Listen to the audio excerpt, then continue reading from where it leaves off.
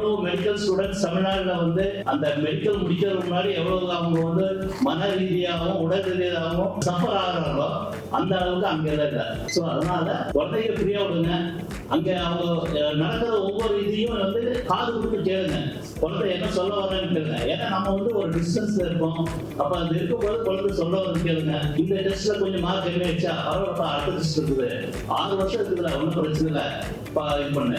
இந்த தமிழ்நாடு கான்செப்ட் வச்சு இல்ல நீ 90 மார்க் இருக்கணும், 95 தான் வரணும்னு அந்த இது வைக்காதீங்க. ஏன்னா அங்கெல்லாம் வந்து உங்களுக்கு மார்க் சிஸ்டம் கிரெடிட் சிஸ்டம் தான். கடைசியில வந்து அவங்க எவ்வளவு வாங்குறாங்களோ அதுல கிரெடிட் பேஸ் பண்ணி அவங்களுக்கு வந்து கன்வர்கேஷன் நடக்கும், டிகிரி கொடுப்பாங்க. ஸோ நம்ம தமிழ்நாடு சிஸ்டத்தையே மறந்துடுங்க, இந்தியன் சிஸ்டத்தையே மறந்துடுங்க. அவங்களுடைய சிஸ்டமே வேற.